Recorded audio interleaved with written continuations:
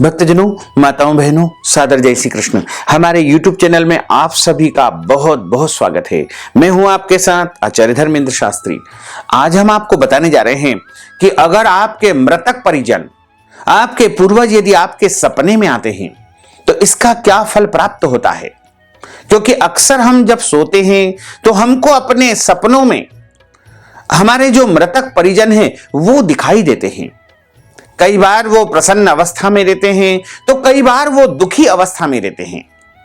अलग अलग प्रकार के स्वरूप उनके हमको दिखाई देते हैं और सपनों में अलग अलग प्रकार की क्रिया प्रतिक्रिया उनके माध्यम से प्रकट की जाती है। ऐसे में हम समझ नहीं पाते हैं कि आखिर हमारे जो मृतक परिजन हैं, जिनकी मृत्यु हो चुकी है, वो हमसे क्या अपेक्षा करते हैं या क्या चाहते हैं। क्योंकि अक्सर हमने देखा है कि यदि आपके मृतक परिजनों का विधिवत तर्पण, श्राद्ध या पिंडदान नहीं किया जाता है तो ऐसी परिस्थिति में घर परिवार में पितृदोष निर्मित हो जाता है और इस पितृदोष के कारण घर परिवार में बहुत सी परेशानियां उत्पन्न होती है। जैसे आप बहुत मेहनत करते हैं लेकिन उसके सार्थक परिणाम या फल आपको नहीं प्राप्त हो पाते हैं। आप बहुत ज्यादा कर्ज में दब चुके हैं। आपके घर परिवार में बहुत ज्यादा रोग या कष्ट आपको परेशान कर रहे हैं। आपके शत्रु आपको बहुत ज्यादा प्रताड़ित कर रहे हैं। इसके अलावा पारिवारिक सदस्यों के बीच में बात बात पर झगड़ा होता है, मन मुटाव बना रहता है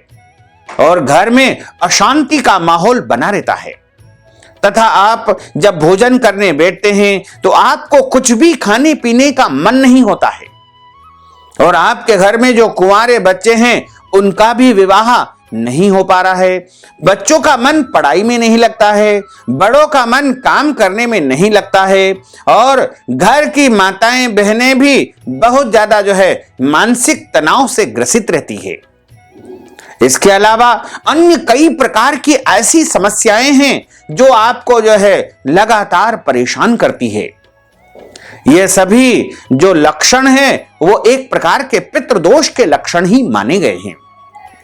क्योंकि जब हमारे मृतक परिजनों का विधिवत श्राद्ध नहीं होगा तो उनकी आत्मा ब्रह्मांड में भटकती रहेगी। अगर किसी की अघात मृत्यु हुई है, यानी सर्प के काटने से, एक्सीडेंट से या हथियार से या अन्य किसी वस्तु से उनकी असमय या अघात मृत्यु हो गई है, तो उनकी आत्मा भटकती रहती है। क्योंकि उनका जब तक मोक्ष नहीं होगा तब तक वो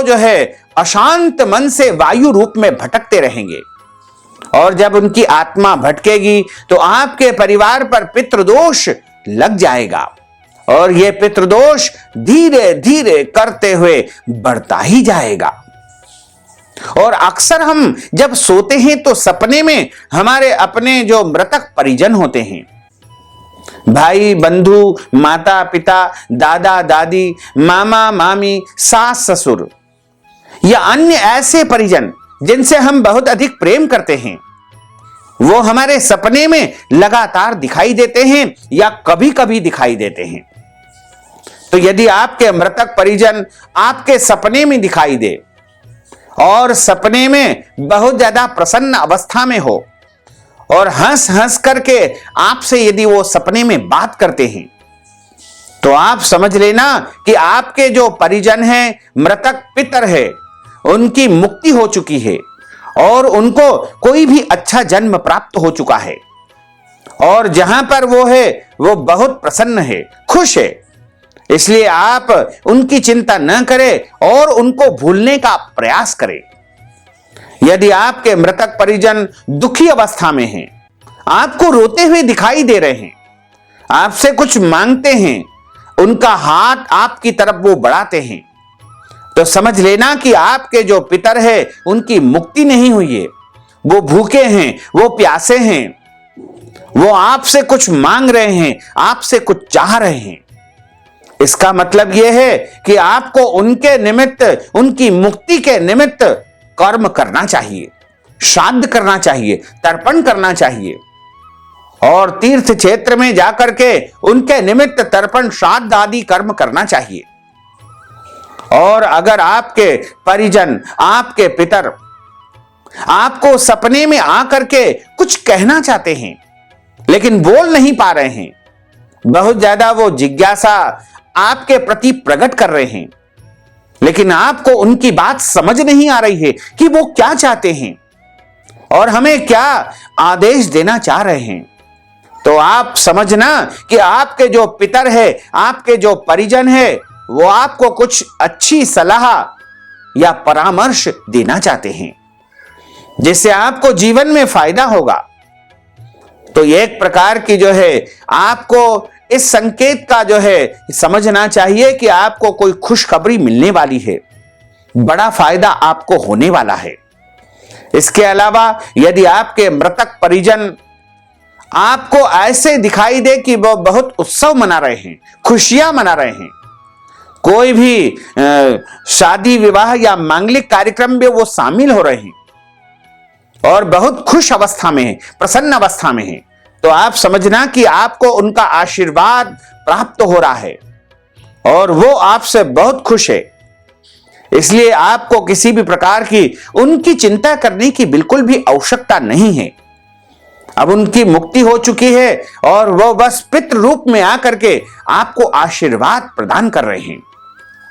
इसके अलावा यदि आपके मृतक परिजन आपको सपने में आकर के कुछ कहते हैं तो समझना कि वो आपकी उन्नति और प्रगति के लिए आपको मार्गदर्शन प्रदान करने के लिए ही आए हैं और आपको कुछ अच्छी सलाह, अच्छा संदेश देना चाहते हैं जिससे आप जीवन में उत्तरोत्तर उन्नति को प्राप्त कर पा रहे हैं। तो पितरों की कृपा आपके ऊपर अब होने वाली है और आपके पितर आपसे बहुत खुश है। यदि आपके पितर आपको सपने में भोजन करते हुए दिखाई दे, खाते पीते दिखाई दे, जल पीते दिखाई दे, दूध पीते दिखाई दे, मिठाई खाते दिखाई दे,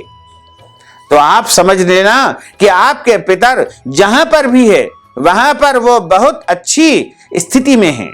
और निरंतर वो खाते पीते प्रसन्न अवस्था में वहां पर अपना जीवन यापन कर रहे हैं।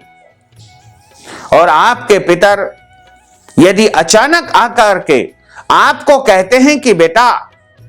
तू अमुक स्थान पर जाना या अमुक काम करना या ऐसा काम करना, तो आप समझना कि आपकी प्रगति के लिए, आपकी उन्नति के लिए आपको कोई अच्छी सलाह दे रहे हैं, आपको कोई परामर्श दे रहे हैं, आपको आदेश दे रहे हैं। और आप देखना कि उसके बाद आपके जीवन में कुछ नया होगा, खुशहाली आएगी, समृद्धि आएगी। और आपके परिजन, आपके पितर यदि बहुत दुखी है और बहुत उदास है, उनका मन किसी भी काम में नहीं लग रहा है, ऐसे यदि आपको अपने परिजन दिखाई दे तो आप समझना कि आपके पितर बहुत परेशान है, उनकी मुक्ति नहीं हुई है, उनका मोक्ष नहीं हुआ है, वो अधोगति में भटक रहे हैं।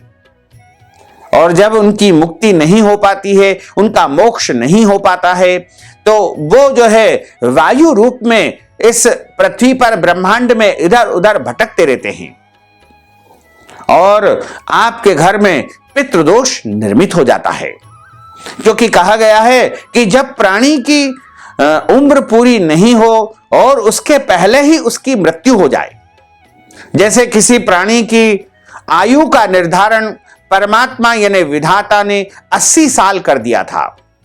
लेकिन वो व्यक्ति 40 साल की उम्र में जहर खाकर के मृत्यु को प्राप्त हो जाता है, तो उसकी शेष जो 40 साल की उम्र है तब तक उसको इस पृथ्वी पर वायु रूप में भटकना होगा। और जब वह 80 वर्ष की उम्र को पूर्ण कर लेगा तभी उसको ऊपर आने के लिए द्वार खुलेंगे, यानी तब तक वह न तो नरक लोक में जा पाएगा न ही अन्य किसी भी ऊपर के लोकों में जा पाएगा।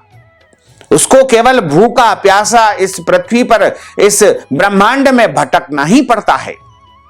इसलिए जो लोग भी आत्महत्या करते हैं उनकी मुक्ति नहीं होती है, उनका मोक्ष नहीं हो पाता है। इसलिए कभी भी किसी व्यक्ति को आत्महत्या बिल्कुल नहीं करना चाहिए। और ऐसे विचार मन में लाना भी नहीं चाहिए, क्योंकि यदि आप इस दुनिया में, इस संसार में परेशान हो, तो आप यदि अपनी उम्र को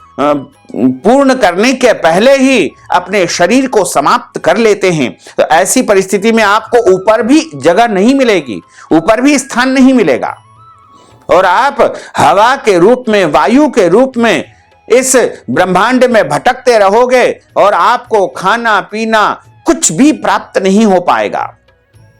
क्योंकि जब प्राणी जो है वायु रूप में भटकता है तो उसको खाना पीना कुछ भी नहीं मिलता है, और हर चीज के लिए वह तरसता रहता है, तड़पता रहता है, और खुद तो परेशान होता ही होता है, लेकिन अपने परिवार वालों को, परिजनों को भी पितृदोष लगा देता है। तो आपके घर परिवार में यदि ऐसी स्थिति निर्मित हो रही है, तो आप समझना कि आपके घर में पितृदोष है, और पितृदोष धीरे धीरे करके बड़ा होता जाता है, और आगे चल करके यह भयंकर पितृदोष का स्वरूप धारण कर लेता है। तो अगर आप पितृदोष की शांति करवाना चाहते हैं, तो आपको किसी भी तीर्थ क्षेत्र में जाकर के अपने पूर्वजों के निमित्त श्राद्ध, तर्पण आदि कर्म करना चाहिए। हमें अपनी 3 पीढ़ी का श्राद्ध करना चाहिए, जैसे पिता, दादा और परदादा, माता, दादी और परदादी, और इसके अलावा जो हमारे नाना पक्ष होते हैं, उनका भी हमको श्राद्ध करने का अधिकार होता है। क्योंकि नाना पक्ष के जो पितर होते हैं, परिजन होते हैं, वो भी अपने पुत्री के पुत्र से अपेक्षा करते हैं कि वो हमारे लिए तर्पण करेगा, श्राद्ध करेगा, पिंड दान करेगा। और जो नाना जी होते हैं उनका पिंड दान करें, उनके पिताजी पर नाना का पिंड दान करें, उसके बाद जो वृद्ध पर नाना होते हैं उनका पिंड दान भी आपको करना चाहिए। इसके अलावा जो हमारी नानी जी होती है उनका पिंडदान करें, और उसके बाद उनकी जो सास होती है, पर नानी होती है, उनका भी हमको श्राद्ध करना चाहिए। इसके बाद जो उनकी सास होती है, जिन्हें वृद्ध पर नानी कहा जाता है, उनका भी हमको तर्पण और श्राद्ध करना चाहिए। इसके अलावा जो हमारे सास ससुर होते हैं उनका भी श्राद्ध और तर्पण करना चाहिए, और जो हमारे परिवार में जो चाचा ताऊ होते हैं उनका भी हमें श्राद्ध और तर्पण करना चाहिए। हाँ, एक बात हम आपको और स्पष्ट कर दें, कई लोगों के मन में एक धारणा होती है कि हम जो है 4 भाई है, और 4 भाई में बड़े भाई ही केवल पितरों का कर्म करते हैं। ऐसा नहीं है। यदि आप 4 भाई एक साथ रहते हैं, सम्मिलित परिवार के रूप में आप एक ही घर में, एक ही जगह भोजन बनाते हैं, तो आप जो है बड़े भाई तर्पण करें, श्राद्ध करें। लेकिन यदि आप चारों भाई अलग अलग हो चुके हैं, आपके चूल्हे अलग अलग बन चुके हैं, चारों भाइयों का भोजन अलग अलग बनता है, चारों भाइयों का घर अलग अलग हो चुका है, तो आपको चारों को अलग अलग अपने पूर्वजों का पिंडदान, तर्पण एवं श्राद्ध करना चाहिए। श्राद्ध कर्म पितृकर्म नित्य नैमित्तिक कर्म की श्रेणी में माना गया है। जब भी हमारे घर परिवार में कोई शुभ या मांगलिक कार्यक्रम हो, तो उससे पहले आपको पितरों का श्राद्ध और उनकी तृप्ति के लिए कर्म अवश्य करना चाहिए।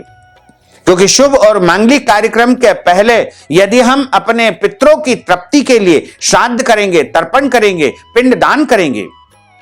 तो विवाह आदि मांगलिक कार्यों में हमारे बच्चों को हमारे पूर्वजों का, पितरों का, मृतक परिजनों का पूरा आशीर्वाद प्राप्त हो सकेगा। और इसके अलावा यदि आप अपने घर में पितरों को तृप्त करना चाहते हैं, तो आपको प्रतिदिन जब आप भोजन बनाते हैं तो 1 रोटी बिना नमक की तैयार कर लेवे, और बिना नमक की रोटी में गुड़ और घी मिला करके अग्नि जला करके, यानी कंडे की अग्नि जिसे अंगीठी भी कहा जाता है, अग्नि जला करके उसके ऊपर बिना नमक की रोटी में गुड़ और घी मिला करके और 5 आहुति देना चाहिए, और उसके आसपास जल घुमाना चाहिए। और पानी की पंडेरी यानी जल रखने के स्थान के समीप आपको एक दीपक भी पितरों के निमित्त प्रज्वलित करना चाहिए। और यदि आप प्रतिदिन नहीं कर सकते हैं तो प्रत्येक माह में जो कृष्ण पक्ष की चतुर्दशी और अमावस्या आती है, उस दिन अपने पितरों, अपने मृतक परिजनों के निमित्त, उनकी आत्मा की शांति के निमित्त बिना नमक की रोटी, गुड़, घी की धूप अवश्य लगाएं, क्योंकि जो धूप से धुआं निकलता है उसको ही हमारे परिजन, हमारे पितर ग्रहण करते हैं और उससे उनकी भूख प्यास समाप्त होती है। और यदि आप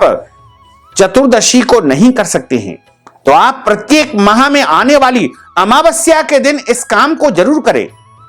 क्योंकि अमावस्या के दिन जो भी हम जलांजलि देते हैं, पितरों का श्राद्ध करते हैं, तर्पण करते हैं, उनके निमित्त बिना नमक की रोटी की धूप लगाते हैं, तो उसको हमारे जो मृतक परिजन होते हैं, पितर होते हैं, पूर्वज होते हैं, वो ग्रहण करते हैं और उनकी आत्मा को तृप्ति प्राप्त होती है। इसके अलावा आप अपने घर में एकादशी के दिन, अमावस्या के दिन गीता पाठ अवश्य करें। गीता जी का एक अध्याय पढ़े अथवा सुने, या कोई भी अध्याय आप पढ़े अथवा सुने,